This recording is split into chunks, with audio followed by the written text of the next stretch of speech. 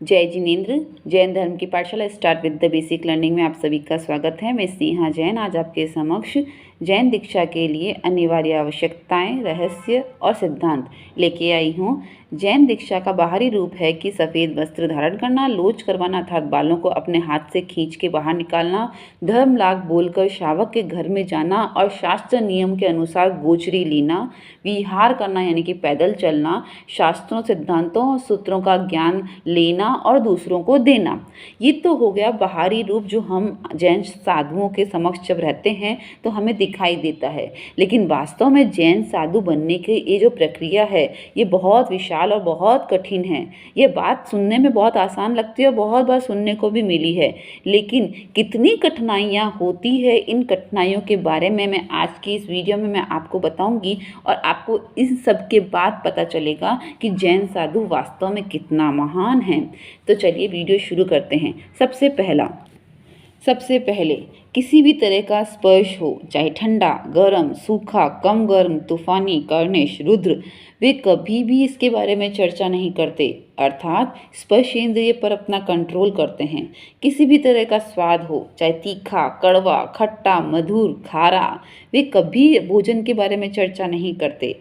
जैसा मिला वे वैसा ही लेते हैं, उस रस के भाव नहीं रखते हैं, अर्थात रसेंद्रिय पर कंट्रोल। कोई भी तरह की गंध हो, सुगंध हो या दुर्गंध हो, वे कभी कुछ नहीं बोलते कि ना तो किसी गंध की निंदा करते हैं ना ही उसकी तारीफ करते हैं, अर्थात धृणेन्द्रिय पर कंट्रोल। कोई भी तरह का रंग हो, लाल, पीला, हरा, नीला, किसी के प्रति उनका कोई आकर्षण नहीं होता है, अर्थात चक्षुएंद्रिय पर कंट्रोल। कोई भी शब्द हो, चाहे अच्छा हो या बुरा हो, मिश्र हो, उस पर क्रोध नहीं करते, न ही शब्द बोलते वक्त मोह करते हैं, अर्थात जो भी शब्द बोलते हैं वो शास्त्रों के अनुसार जो लिखा हुआ है वही बोलते हैं, अर्थात श्रोत्रेंद्रिय पर कंट्रोल। इस तरह यह 5 कंट्रोल करते हैं, अर्थात पांचों इंद्रियों पर कंट्रोल जो कर सकता है वही जैन साधु बन सकता है।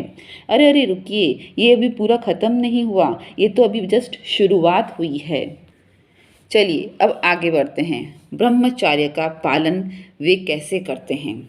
स्त्री, पुरुष और नपुंसकलिंग जहाँ हो वहाँ साधु जी नहीं रहते, और पुरुष, पशु और नपुंसकलिंग पर्सन जहाँ हो वहाँ साध्वी जी नहीं रहते। यहाँ तक कि साधु जी किसी भी स्त्री से राग की बात नहीं कर सकते और साध्वी जी किसी पुरुष से राग की बात नहीं कर सकते। जहाँ स्त्री बैठी हो उस आसन पे पुरुष यानी कि साधु जी 2 घड़ी तक नहीं बैठ सकते, यानी कि 48 मिनट तक नहीं बैठ सकते, और जहाँ पुरुष बैठे हो वहाँ स्त्री दोपहर यानी कि 6 घंटों तक नहीं बैठ सकती। अगर इन नियमों का पालन करते हैं तो साध्वी जी जैन साधु या साध्वी बन सकते हैं। शरीर के किसी भी स्त्री के अंगों की राग नहीं रखते हैं, किसी के पुरुष के अंगों की राग नहीं रखते हैं। जहाँ स्त्री पुरुष सोते हो, राग की बातें करते हो, ऐसी दीवार के नज़दीक भी नहीं बैठते हैं। पूर्व में यदि कोई भोग किया हो तो उसकी भी विषय आदि को याद नहीं करते हैं, वासना बढ़ाए ऐसे आहार नहीं लेते हैं, शरीर की शोभा श्रृंगार नहीं करते हैं और प्रमाण से ज़्यादा आहार नहीं लेते हैं। आपको जान के ये हैरानी होगी कि साधु जी को आहार लेने के लिए 32 कोस कहा गया है, यानी कि 32 ग्रास से ज़्यादा साधु जी आहार नहीं ले सकते। ये हो गए 9 ब्रह्मचार्य के नियम जो दीक्षा लेने से पहले आप में आ जाने चाहिए, और दीक्षा लेने के बाद आजीवन आप इन नियमों का पालन करेंगे तो ही एक सच्चे साधु और सच्चे साध्वी जैन कहलाएंगे। अब चलिए आगे के नियम लेते हैं। पहला, जब वो कोई भी परिस्थिति हो क्रोध नहीं कर सकते। वो कितने ही विद्वान क्यों ना हो जाए, अपने पर मान नहीं कर सकते। उनके आसपास कोई कितने भी उन्हें रुपए दे दे, कोई कितनी भी चीज़ों का दे दे, वो किसी भी चीज़ की माया नहीं कर सकते।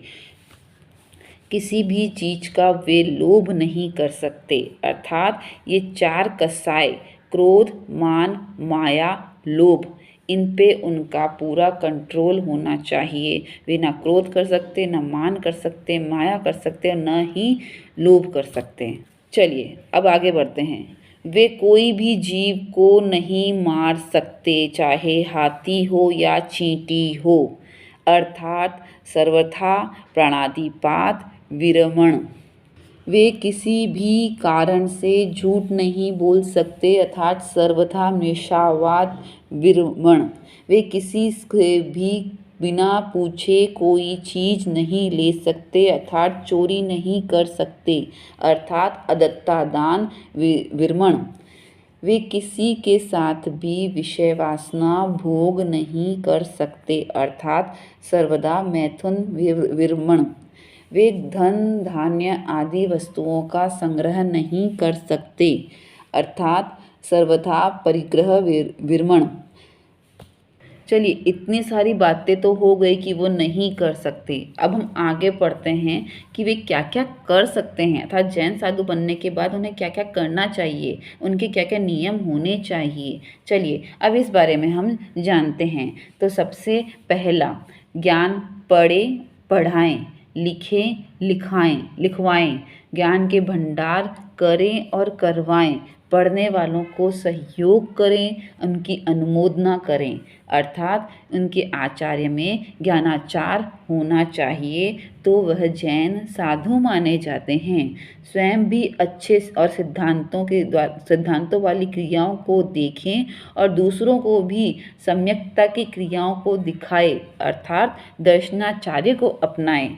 स्वयं भी शुद्ध चरित्र का पालन करें और दूसरों को भी करवाएं। जो करते हो उनकी अनुमोदना करें, अर्थात चैत्राचार्य का पालन करें। 6 आंतरिक और 6 बाहरी, इस तरह 12 तपों को स्वयं भी करें और दूसरों को करने की प्रेरणा दे। जो कर रहे हैं उनकी अनुमोदना करें, अर्थात तपाचार्य को अपनाएं। धार्मिक क्रिया करने में न तो पीछे हटें और अपनी पूरी शक्ति से उन क्रियाओं को पूरा करने में योगदान प्रदान करें और करवाएं, ऐसे वीर्याचार्य। इस तरह से 5 आचार्य वह अपनी जीवन में अपनाते हैं। ज्ञानाचार्य, दर्शनाचार्य, चैत्राचार्य, तपाचार्य, वीर्याचार्य।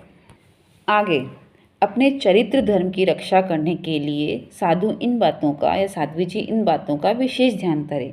चलते समय आँखों को नीचे रखकर 3.5 हाथ आगे देखकर भूमि की तरफ देखकर चलना होगा, अर्थात एरिया समिति। हमेशा हितकारी, मैत्रीपूर्ण, निस्वार्थ वचन बोलना होगा, अर्थात भाषा समिति। शास्त्रों में जिन विधि से बताया गया है उस विधि से उचित आहार ग्रहण करना होगा। स्वयं पकाना नहीं होगा, श्रावक के घर में जाके लेना होगा, उसे कहते हैं ऐषणा समिति। पहले वस्त्र, पात्र और जमीन को साफ करके फिर उन्हें जमीन पर रखना। किसी से लिया हुआ पात्र वस्त्र उसे पूर्ण रूप से साफ और शुद्ध करना, अर्थात आदान भंडमत निरपेक्षा समिति। मल मूत्र ऐसी जगह प्रसार करना होगा जहाँ जीव न हो, अर्थात परिष्ठा पनिका समिति।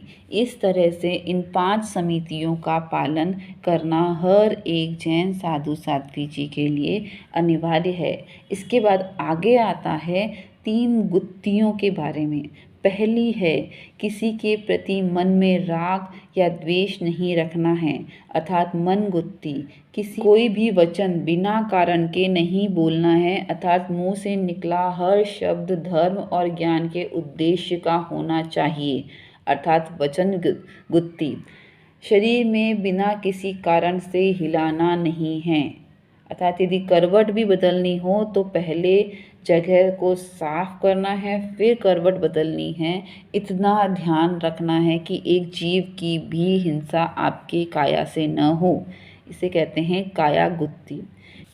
इस तरह से 5 इंद्रिय पर वश, 5 महाव्रतों का पालन, 5 प्रकार के आचार्यों का पालन, 5 समिति, 3 गुत्थी का पालन, कुल 36 गुण यानी कि 36 गुणों का पालन यदि आप करते हो तो आप दीक्षा लेने के लिए तैयार हो और साधु साध्वी जी बनने के बाद आजीवन इनका पालन आपको करना होगा। धन्यवाद। वीडियो पूर्ण हुआ और आपको ये पता चला कि जैन साधु सिर्फ बाहरी रूप से जो दिखता है वह नहीं है। उनके जीवन में अनेकों तरह के नियम सिद्धांत होते हैं जिनका पालन उन्हें करना आवश्यक और अनिवार्य होता है। इसी कारण से आज विश्व में सर्वश्रेष्ठ साधुओं की गिनती में सर्वप्रथम यदि कोई साधु आते हैं तो जैन साधु होते हैं, क्योंकि वह अपने जीवन को एकदम त्याग तपस्या में लीन करके अपने स्वाध्याय को आगे बढ़ाकर लोगों के कल्याण के बारे में सोचते हुए अपने जीवन का उद्धार करते हैं। धन्यवाद। और दीक्षा लेने वाले उन सभी पवित्र आत्माओं की खूब खूब अनुमोदना।